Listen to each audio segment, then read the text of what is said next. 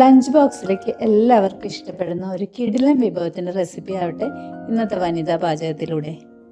സ്വാദിഷ്ടമായ പനീർ പുലാവ് തയ്യാറാക്കാനായി മുറിച്ചെടുത്ത പനീർ കഷ്ണങ്ങൾ ഉപ്പും മുളകും ചേർത്ത് ചൂടായ പാനിൽ അല്പം എണ്ണ ഒഴിച്ച് ടോസ്റ്റ് ചെയ്ത് വെക്കാം.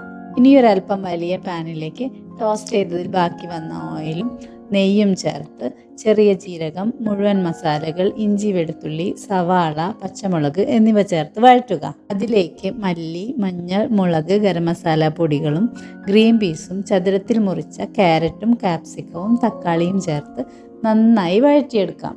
കഴുകി 20 മിനിറ്റെങ്കിലും വെള്ളത്തിലിട്ട് വെച്ച ബസ്മതി അരി കൂടെ ചേർത്ത് ഇളക്കി തിളച്ച വെള്ളമൊഴിച്ച് വേവിച്ചെടുക്കാം. വെള്ളം വറ്റി വരുമ്പോൾ ടോസ്റ്റ് ചെയ്ത് വെച്ച പനീർ ക്യൂബ്സും ഒരല്പം നാരങ്ങാനീരും കൂടി ചേർത്ത് മൂടി വയ്ക്കുക. കുറച്ച് സമയം കഴിഞ്ഞ് മൂടി തുറന്ന് എല്ലാം കൂടി ഒന്ന് മിക്സ് ചെയ്തെടുത്ത രുചികരമായ എന്നാൽ ഹെൽത്തിയായ പനീർ പുലാവ് റെഡി.